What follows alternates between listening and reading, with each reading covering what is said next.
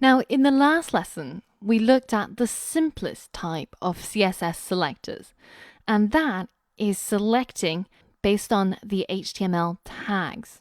Now, in this lesson, I want to show you the other things that you can use as selectors in order to make more specific changes to your website. So, for example, we have this image of a piece of bacon. Now, what if I wanted to have another image that was a broccoli, and I want to show people how much I dislike broccoli?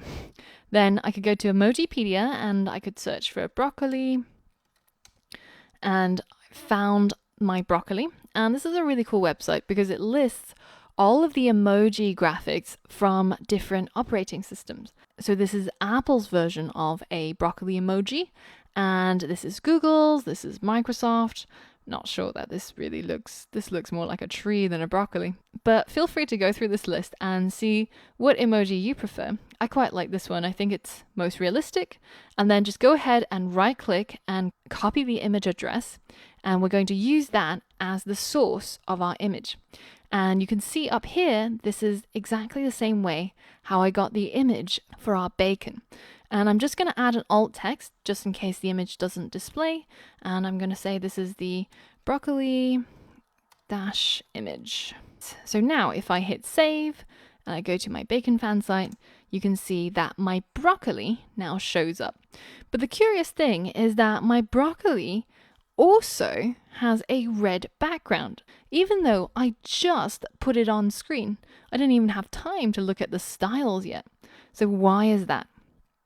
Well, if we take a look inside style.css, you can see that by targeting the image tag, we're applying this red background color to every single image inside our website. And that might be what you want, but in most cases, that's not really specific enough. And in my case, what I'd like to do is that I want to have the bacon to have a green background color to say, eat more bacon, and the broccoli to have a red background color to say, broccoli is evil. So how can I achieve that? Well, I can't do that just by using tag selectors. So I have to go a little bit more advanced in my CSS, and I have to use class selectors. So if you head into your index.html, and after the image tag, we're going to add another attribute. So remember, HTML attributes are things like the source or the alt tag, etc. And the one that we want to add now is the class attribute. Now, the class attribute allows us to differentiate all of our different HTML elements. So for example, for this bacon image, I'm going to give the class a name of bacon. And for the broccoli image, I'm going to name this class broccoli. So now what I can do is, instead of coloring all the images red, so I'm going to go ahead and comment this out.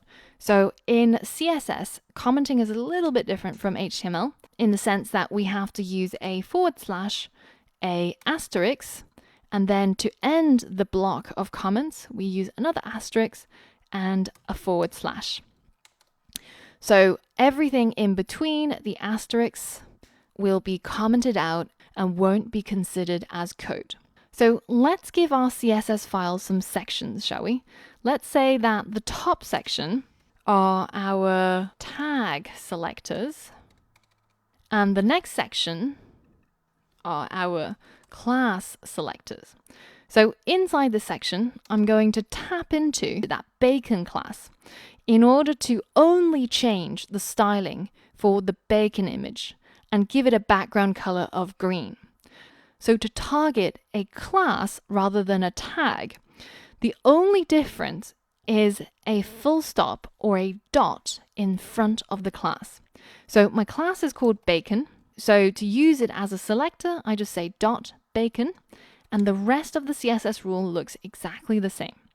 And I'm going to say that for the bacon class, I want their background color to be green, but for the broccoli class, Now make sure you don't have any typos, because if you misspell the selector, the property, or the value, you might not get what you expect. For example, what I've done here, because they all need to be spelled exactly the same way as you spelled it inside your HTML code when you gave the class a name. So for our broccoli image, we want the background color to be red. So now if we hit save, then what's going to happen is that different styles will be applied to our two images. So even though they're both image HTML elements, because this one has a class of bacon, it's going to have a background color of green, as we specified. And because this one has a class of broccoli, it's going to have a background color of red. So let's just quickly verify. And there we go. We've got our bacon that's colored in green, telling you how healthy it is. And we've got our broccoli colored in red, telling you how it's probably not edible. So for things like paragraph elements or image elements or anchor tags, then it's very, very rare that you'll want to style them exactly the same way. So by using the class as the selector, you can better differentiate and make more specific styling choices for your website elements.